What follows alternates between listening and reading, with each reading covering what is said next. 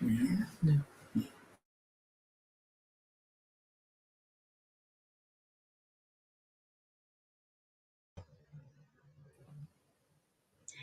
everyone, and welcome to another Homeschool Live Roundtable. I'm your host, Christine, and joining me today, we have Paul and Gena, who are our owners and publishers of the old Schoolhouse magazine, and Daniel Allers from History Plus. Thank you all for joining us today. And our topic today is Beyond the Textbook, Homeschooling History with Purpose. We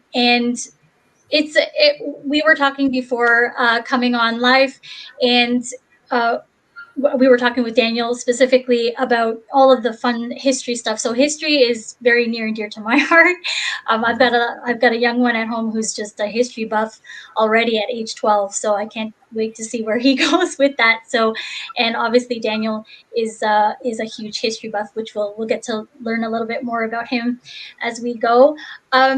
So we wanted to talk about the unique advantages for us as homeschoolers, teaching history at home versus teaching history in a public school setting. So, Daniel, do you want to take first crack at this question?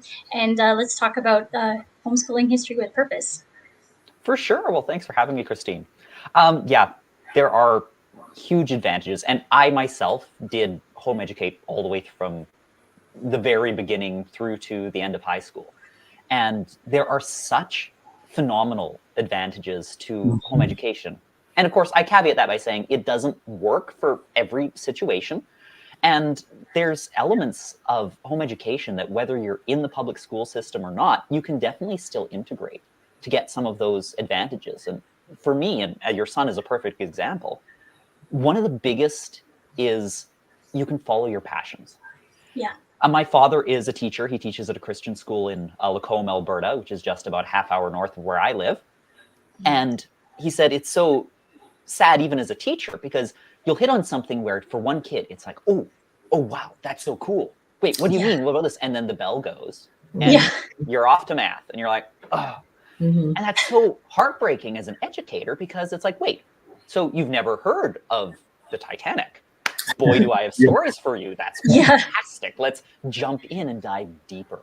And one of the cool things about education, from a home education standpoint, especially regarding history, is that you can really dive in and follow rabbit trails. And you can have, like your son, a kid who's 12 years old and has a college level or higher education on something because they laser focused in on that. Yeah. And it's not that you can't do that in a traditional education because kids will learn if they want to learn, but it allows you to have that as part of their schooling and actually encourage it from a hands-on spot, from a parental perspective. And that's such a blessing. And of course, the other big one that we run into more and more, I mean, I've been teaching for, oh goodness, about a decade now in person and online for about 4 or 5. History is getting more politicized. And it makes it tough. And I don't know about where you guys live, but I mean, where we live and all over the world, more and more, what is taught in history is dependent on whatever political party happens to be in at the moment. And that's so frustrating because, okay, suddenly we now have a new government and blam, there's new things that are important to know about history as opposed to before. And that always has rubbed me wrong as someone who believes that history should be an objective transcript of what occurred. It isn't black and white like we like to think it is. We like to think in terms of good guys and bad guys. But in reality, the good guys did a lot of bad things. Does that mean we shouldn't teach it? No. I mean, the most famous history quote there is, right? Those who fail to learn from history are destined to repeat it. Famously paraphrased by Winston Churchill. And it's so true because you need to know the stuff that you don't want to know. And in schools, history tends to be facts and figures, names and dates, and that's all it is. Whereas in reality, history is literally the story of the world. And it's the story of all the times we screw up. And oops, hopefully don't do it again. So, exactly. Yeah. It's so true. Paul and Gena, you have been homeschooling for many years. What are some of the advantages that you've experienced? Yeah, it's so true. And as a matter of fact, when Paul and I, we go around the country and we speak in churches, because a lot of pastors now are interested in getting their churches opened up as what we call Schoolhouse. It's a homeschool co-op. And that's taking off like crazy. One of the things that Paul and I say from the stage to the parents who do come, they're interested in homeschooling. History is a big deal. History is a very, very big deal to parents. And one of the reasons why is because when they went to public school, revisionist history, a little thing called revisionist history was taught. And so we literally have to say it from the stage, hey, you know what, when homeschooling, you get to actually teach true history. You get to get good books, great resources. You can find them in the pages of our magazine, things like what you have, Daniel. It is something that we vet very carefully because parents have had it. They've had it with all the nonsense. Oh, totally. And so, yeah, that we're right there with you. And revisionist history is a term thrown around a lot in homeschool circles because they want to avoid it. Yeah, well, and it's not something that's just contemporary. It's been going on for generations, you know, and very subtly way back when, right?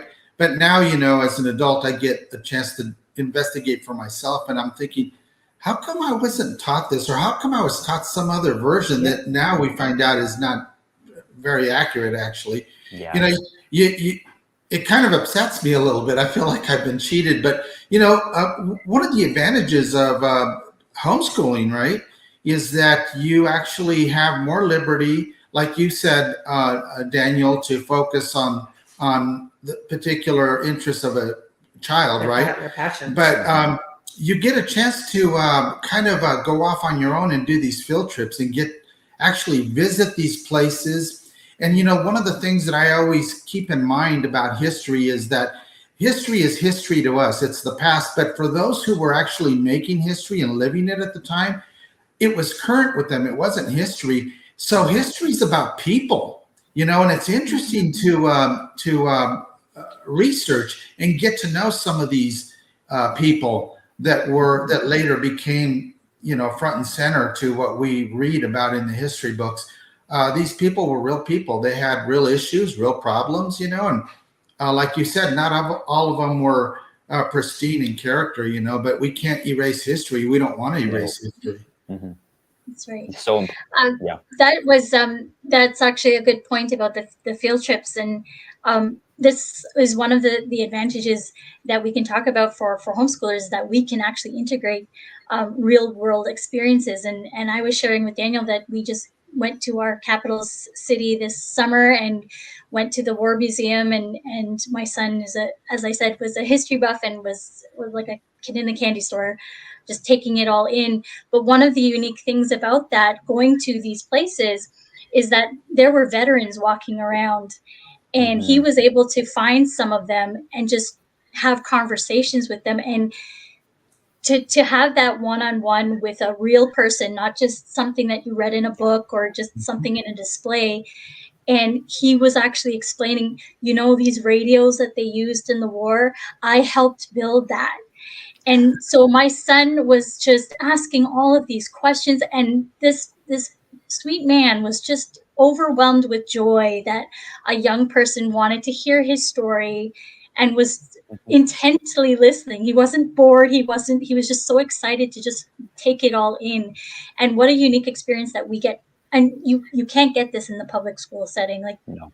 They do field trips, but it's usually guided, and you just, okay, here's this, and you don't get the time to take it all in. So yeah, tell us more about Daniel. What can we do about real world experiences?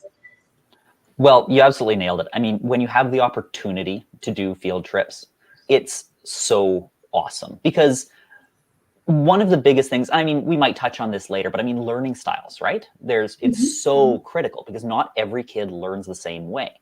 That's and right. By necessity, the public system is cookie cutter.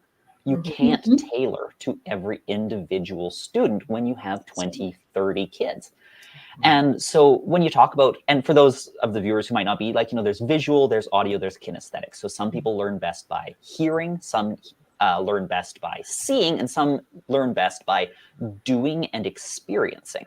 And it's not that there's a right or a wrong or a better or a worse. It just means different resources will speak to that child and be remembered in their brain.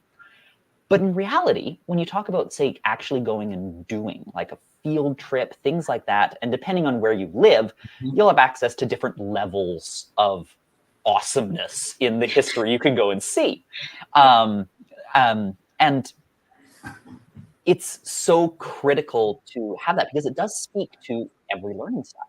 I mean, you can go poke, you'll literally be seeing it. And if you're very fortunate and like this experience you had where there were veterans there, you can hear their stories firsthand. And it just makes it so much more real when you can see a spot and say, whoa, this is the spot where XYZ went down. And it's so, it can, for those who are already interested, it's like you said, kid in the candy store.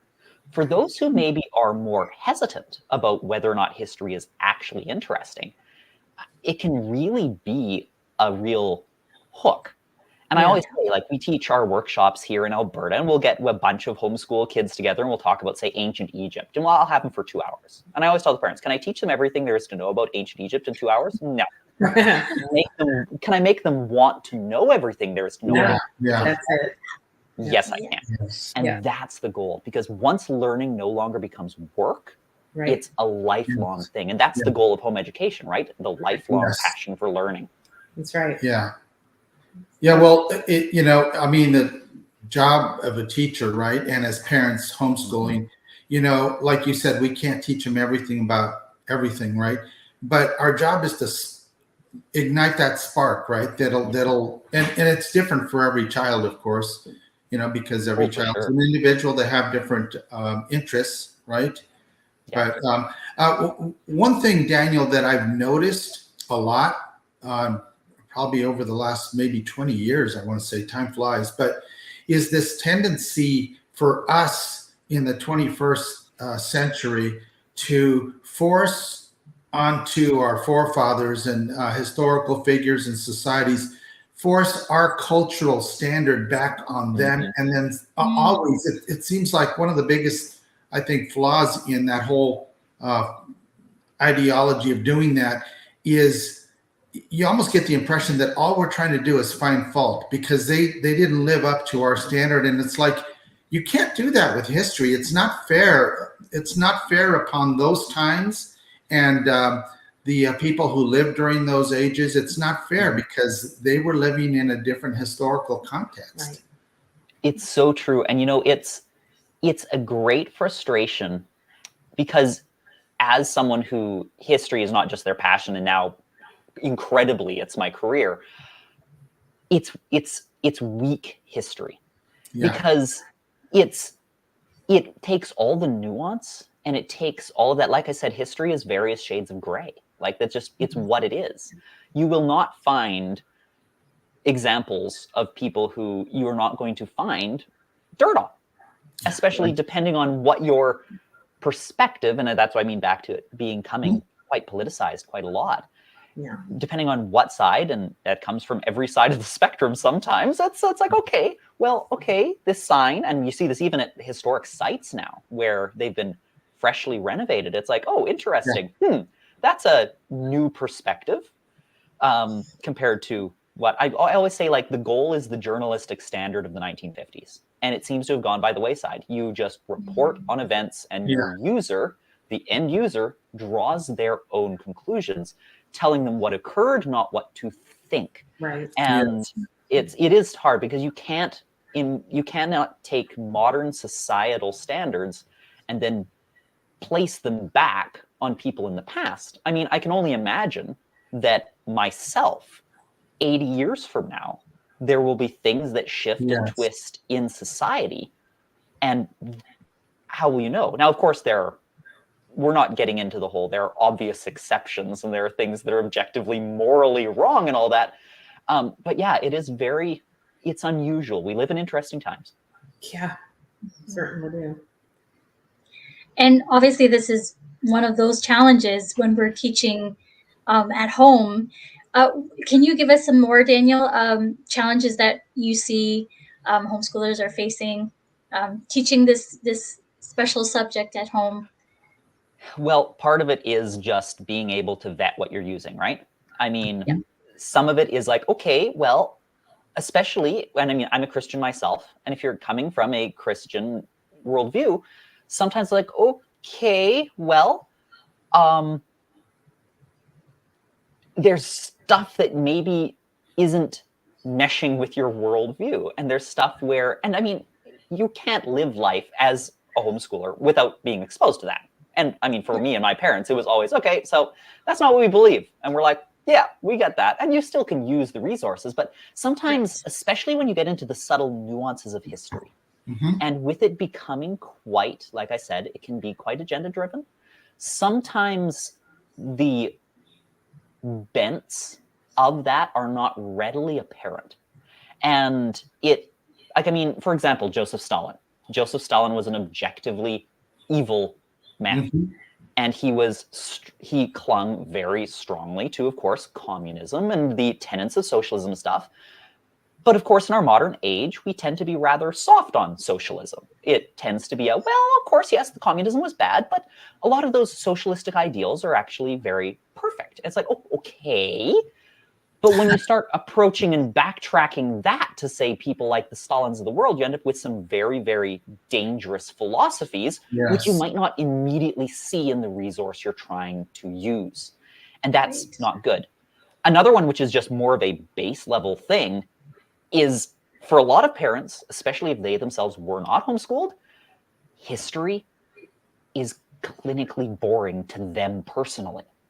And that's so tragic. And that was, of course, on the system, on the teacher, all that.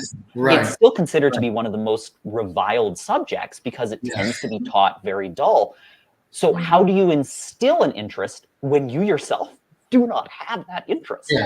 And so that can, for a lot of families that I work with and stuff, that's a problem too. They're like, yeah, I know there is interesting stuff in history, but man alive, it's so hard for me to fake that I'm interested in it because I didn't learn it was interesting. And so that's where, you know, resources that actually can make it both fun and entertaining and captivating are so critical for making it a real treat for the kids. Well, and that kind of speaks to the for lack of better phrases, the institutionalized nature of public education. I mean, it almost can't be helped because, you know, you've got one teacher with 25, 30 students. It's hard to individualize a subject like history where you can go any which way, right? You've got so many students to have to cater to. So, you know, it's kind of like, well, you know, that is the nature of that system. It's why we prefer homeschooling, right? Because you can individualize their education to their interests. And not to say that if you have a child that has no interest in history, that you're just gonna, you know, just forego history. Of course not. But that's a challenge to the parent to take that subject and find a way to make that, to pique that child's interest in this subject. And if they can't do that, how do you help them, Daniel? I mean, I'm a perfect example of what Paul just said. You know, when I grew up, I actually failed U.S. history twice. And so they passed me along, right? Because I had to graduate. But I hated it. And I hated it because of how I was taught it. They were so dull. I don't think the teachers enjoyed it a bit. So someone like me, let's say that I was going to put my kiddo in one of your classes. And if you would share a little bit of just the methodology and kind of the, how you even do that, what you do, because I'm very curious. What would you tell a parent like me if I came in and just said, I can't, I homeschool, I don't want to teach history to my kid. I'm going to be real honest here. I hated it. Help me, Daniel. What would you say to a parent like me? Well, the good news is that's exactly what we do. And passion breeds passion. And I mean, as you can tell, I'm at least minorly passionate about history, and history as history, not as a actual tool for furthering objectives. History is so critical and it's so much fun, but if you don't have that, okay, I don't find it fun, that's where sometimes having someone who has that both expertise and that passion can be a real wonderful thing. And home education, it's so interesting to see it grow over the decades and change and shift. More people are homeschooling for more reasons than ever before. And one of the things that we have at our disposal now, of course, very powerful tool for good and bad, is the internet. And Has it given us major challenges to overcome as homeschool parents? Absolutely it has. But it has also opened up a world where, for example, I live in central Alberta, and 30 years ago, my teaching that I do what I do, and I travel around Alberta and do that kind of stuff. But now I have access to people who are looking for that sort of thing globally. And that's so incredible. And it's so much fun because whether you live in, we've got every corner of the world. We have students in Malta and South Africa and the Philippines and Australia and here and there. And I keep finding more. And I'm like, wow, how did you even hear about us? But just the ability to make it where it becomes both interesting because it's interesting to the person teaching it, and also fun and funny. Oftentimes what I do has been described as edutainment, because when things are funny, it sticks in kids' heads so well. Exactly. And one thing that parents are always saying, they're like, I cannot believe, because like they'll come from class and they'll say, okay, what do you learn? Like, well, we learned about Russia. And you're like, what do you learn? Well, there's guys and what have you. It's like, okay. But then something will come up in the news or in conversation, like, oh yeah, that was the guy, and blah, blah, blah, blah, blah, blah, blah, blah, blah. And they're like, it's stuck. The retention. Like, wow, I can't believe that they remembered that stuff. And we're like, well, that's wonderful. We're so glad. And so for us, when we teach, we do, like I said, we do in person in Alberta, but we also do online. I'll talk mainly about the online because that'll be the majority of where your viewers are from. We take it, and we always say that in a way, it's kind of like a cross between a Planet Earth and a Bill Nye, and it's kind of its approach. What it is, we have our own green screen studio, which is absolutely phenomenal that we live in an age where that's accessible to people. And we make these videos where every month we take a new topic. And that topic is anywhere from the world of history and science, and meshing those together, because we teach history and science as separate things, whereas in reality, they're so incredibly linked to each other. And that month brings you learn at your own pace. We have access for the entire month of between 20 and 30 videos on a specific subject. Each of those is about 5 minutes long. So if you want to just use it as a resource where it gets that hook of interest, it can be as little as 5 minutes a day. And of course, there's worksheets and answer keys and additional resources and all of that, where a parent can take it and use it from anywhere as a supplement to their total core programming. And it totally works with that, regardless of what you want it to be. Again, one of the most important tenets of home education is that you get to choose exactly what works best for your kid. And that is where, as a homeschool graduate myself, I am a visual audio learner. My brother, almost perfectly kinesthetic. And so how he learned and how I learned, very different things. And so we always try to make sure that with our program, beyond the whole, yes, we're Christian, yes, we know history is history, you don't have to worry about those sorts of things, we try and teach it for all learning styles. And with that fun and that entertainment factor that really makes it not just something that it's like, okay, it's time to do history, and they're like, oh, okay. It can be we get to do history, and they're like, yay! And quite often we find that our program is used actually by the entire family over lunch break. They watch it then, and they learn and they discuss, and then they dive down the rabbit holes. I mean, still I maintain that one of the most powerful resources at anyone's disposal is your public library. Libraries are phenomenal, and more, especially as we broach into the age of AI, print resources are so amazing, because someone took the time to actually put it in a book, and quite often those books are from the 1990s-ish, or potentially earlier, which was kind of like the golden age of those educational publications. And so it's one where we give resource options of books that you can find and what have you, and also YouTube videos down the same bent for if it does. I mean, not every topic is going to spark a passion in every kid. Not everyone's going to care about the feudal era of Japan. But then again, there might be someone who is like, yo, origami is totally amazing. So, hey, great, there you go. That was my brother. For him, he always learned best while his hands were busy doing something.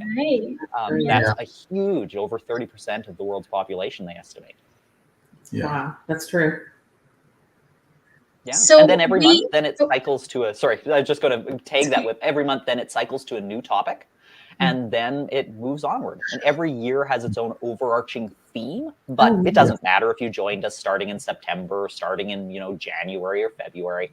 It's all going to end up being very cohesive. And after it cycles through its list of, well, if you get in with the younger group, we got older and younger, you got 6 years of thousands of video episodes, which really covers almost the entire history of the world.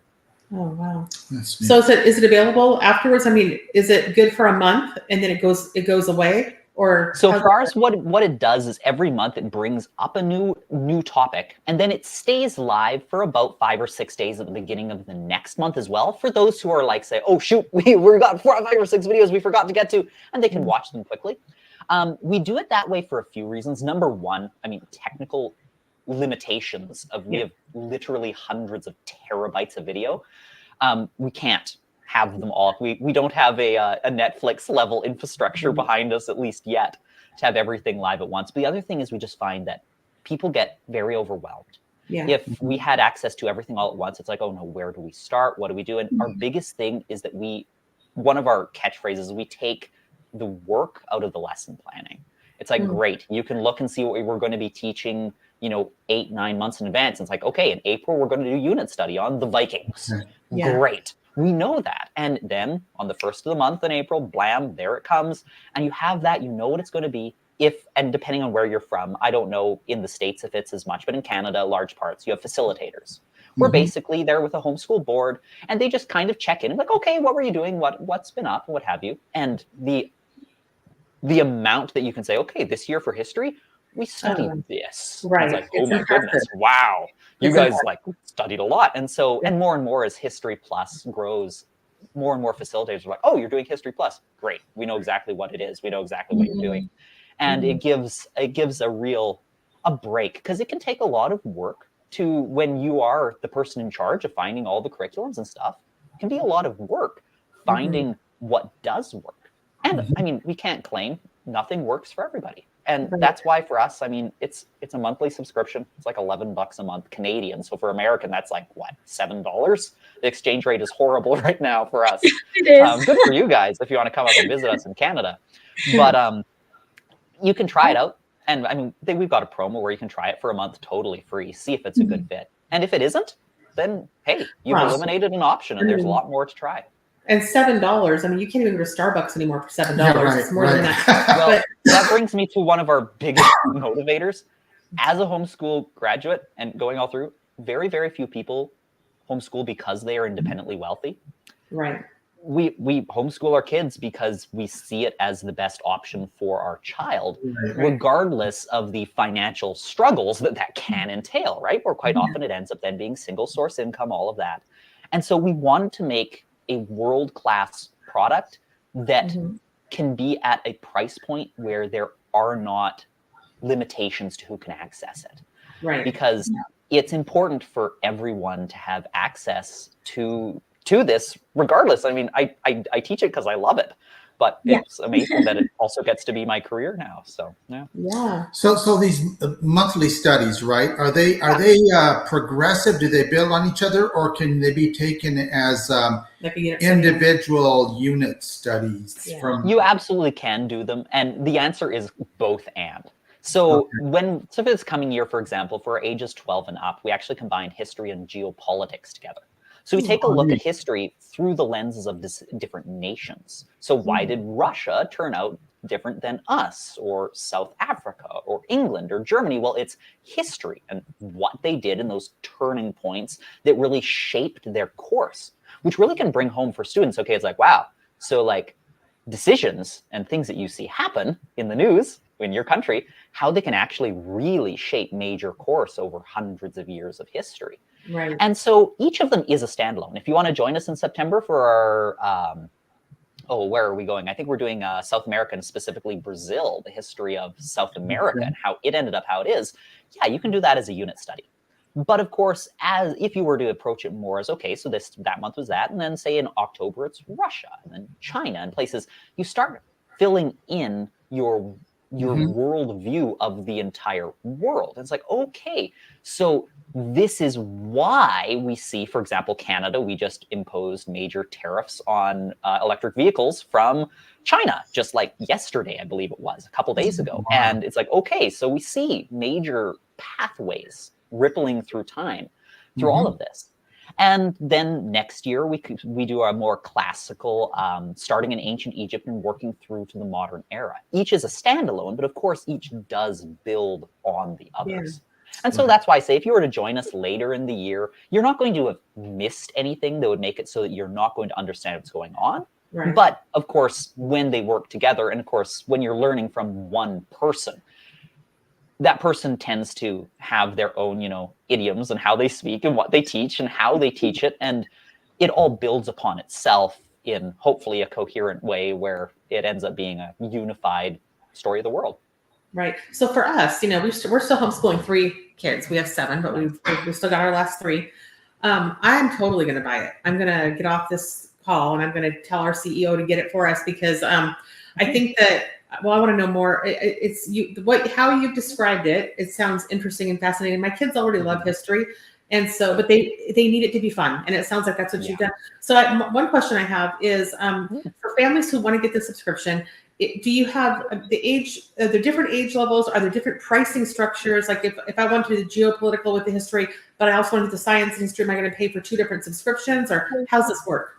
Great question. So as far as pricing structures and stuff go, we try and keep it simple. We have 2 age groups. There's our 8 to 11 and there is our 12 and up. Those are guidelines, not hard and fast. I mean, we know we have older kids who join their younger siblings for watching all the features about different animals and what have you. And the difference between them is the younger group very much does focus in on the bones, right?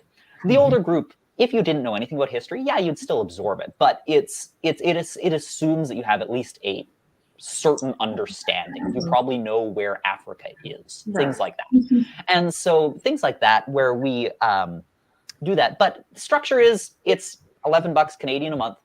There is an older group and a younger group.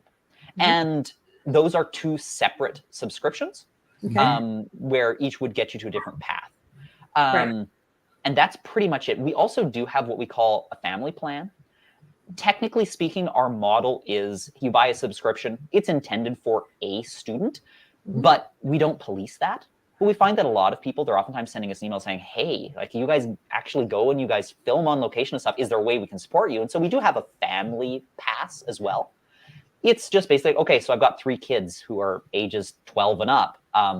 That one's $22 a month. And so if you want to, it's going to get you the same material. And we don't police that in any way.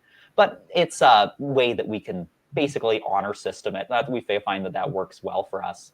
And so there's the younger group, older group, both have the single child and then the family plans. And then I think there is a I don't know what, my brother does the whole online side for the producing it. It grants you access to everything, the younger and the older. But those are their own different paths that take you through.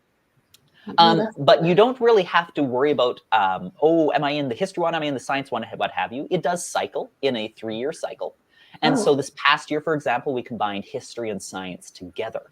So we take a look at, say, one of them was oceanography. So it's the study of the oceans, but also the study of how we've learned what we learned and the people and the giants in science historically who have taught us what we know. And so those roll through. And every once in a while, we do have special programs that we just launch, which are independent of the core programming, and anyone can access those regardless of whether they have the monthly subscription. For example, starting, I think it's September 1st, we're launching a 7 Wonders of the World program, which is brand new. It was actually submitted as an idea by one of our users. They were like, hey, you guys should do one about the 7 Wonders. I'm like, actually, that's a great idea.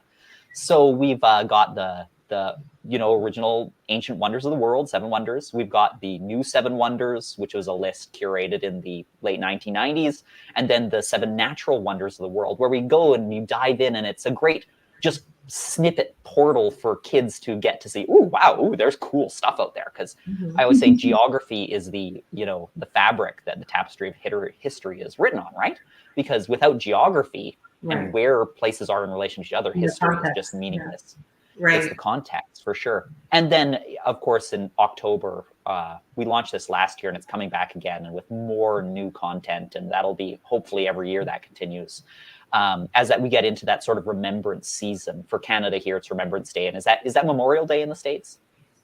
I'm not even sure. November 11th in Canada is our big Remembrance Day for the sacrifices in the World Wars. Yes. And so we do our flagship World Wars program. So if you're looking for a way to, okay, it's time for us to learn about this, but it can be kind of, gory and not something that I necessarily like, that's where we come in. We make it both soberingly appropriate, but also not something where you have to worry about content for whatever ages. And that's stuff you can access. I think our pricing structure is pay whatever you want / are able to, so everyone can access. And it's one of those special things that we offer throughout the year in limited time where people can add that into their learning rotation. Right. So one more question just about how the structure works, because I would like to get the family plan. We'll probably do it because I have 2 kids that would be watching it. So is it's strictly videos? Are there any study guides, or is it strictly video? Just teaching, which is great. And how much of that? Like, would they be on there a couple times a week, or what would they expect? Like, if we started right now for the new fall school year, in the evenings, how much time would we spend every night or every other day? For sure. Well, and again, it comes down to our goal is as flexible as everyone. Some people like to do a little bit of every subject every day.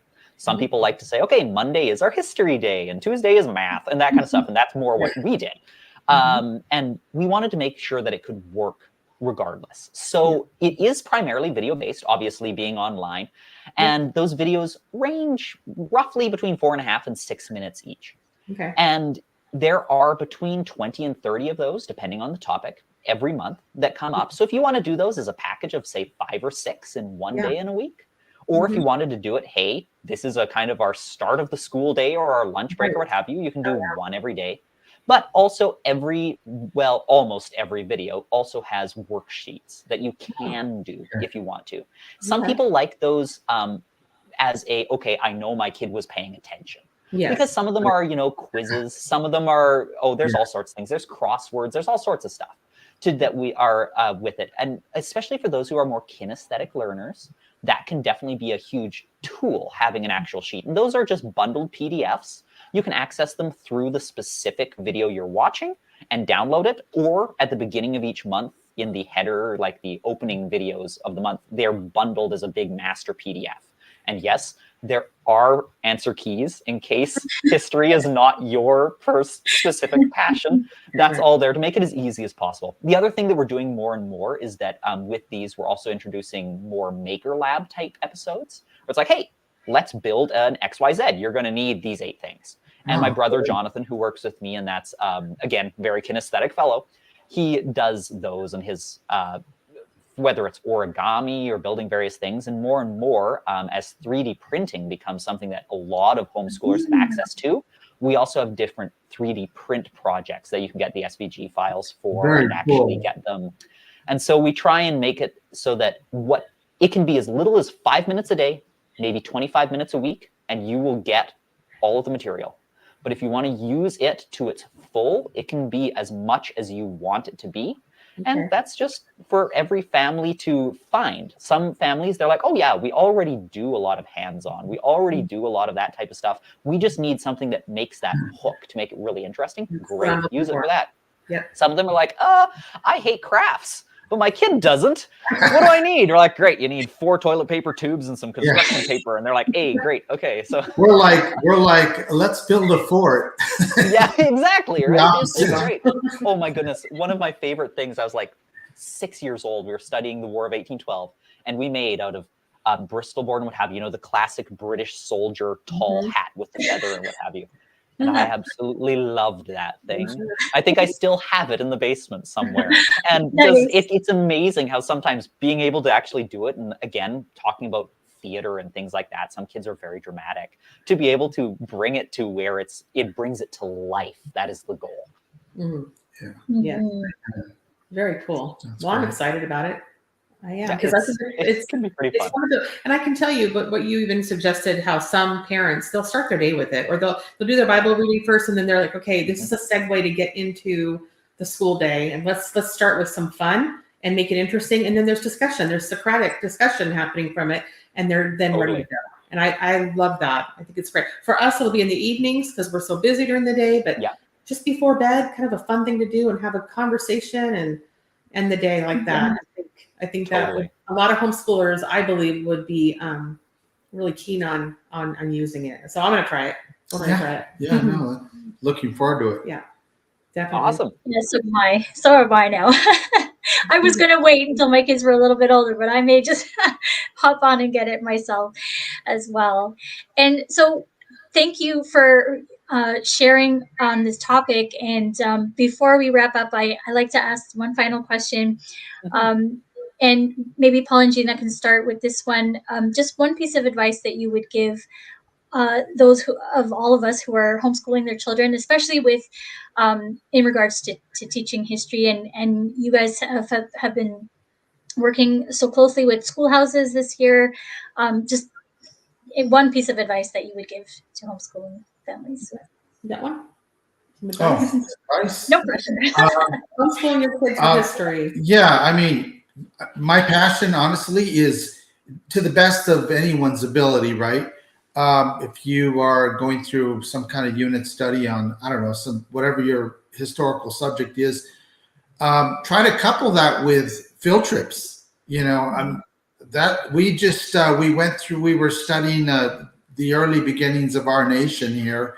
Yep, and was it last year, last semester? Last fall. Yeah. At any rate, at the end of that, we went up to Boston and we walked the entire Freedom Trail up there and we stayed for 4 nights. Yeah, I saw sites there. That had been my first. I'd been to Boston before, but not just passing through. Right, this time we stayed there and we were there a few days, and we put I don't know how many miles on our feet. Right, but it didn't feel like it because we visited places reliving history. Yeah, we learned about that went back to colonial times, and it's like I kept thinking as I walked into certain buildings, I'm actually standing in the same place that America's forefathers were here. Nothing has changed. The building is still there. I mean, the city has changed, and you got traffic lights everywhere, but the building is right where it's the same building. It's rich with history, and the kids loved it. They felt like they were living it. And we did the textbook thing and we did the schooling thing all last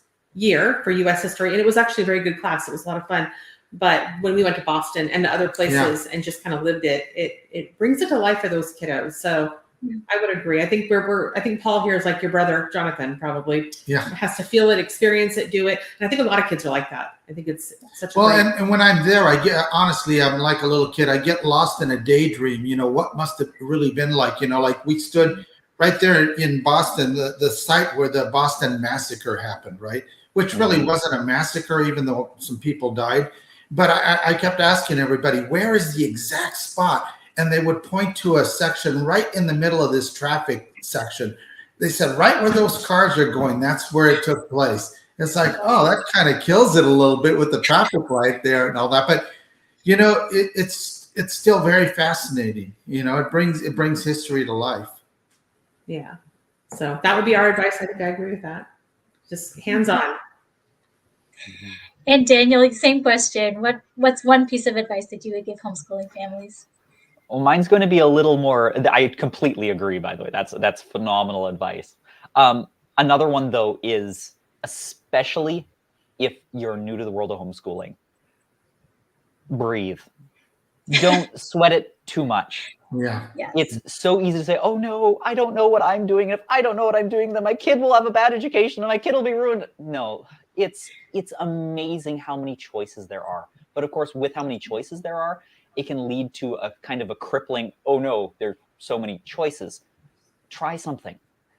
And you know what? If it isn't a fit for your kid, I can pretty well guarantee that in your community, there's going to be someone else who's feeling the same way about a resource that they'd love to trade with you. If that's a print book, and something online is nice and easy, because you're like, oh, okay, well, that wasn't a good fit, cancel the trial. But especially with something like history, don't be afraid to be like, ooh, this looks like a good choice.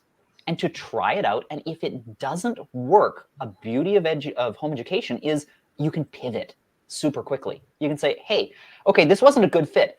Don't worry, kids, we're not going to do that. We'll try this instead. And then, have it someone else, or put it on a buy and sell group or what have you, and trade it with somebody else. You can never are stuck into a specific program or curriculum when you home educate. And while there are so many choices, and the choices are yours as opposed to made by a teacher, it's once you get to the point where you realize that actually can be freeing, it's very fun, because you can say, oh, great. And maybe you don't find a resource you like. Well, guess what? Libraries exist for a reason. And so do historical sites. You can always just forego the curriculum and actually go and do more hands-on learning too.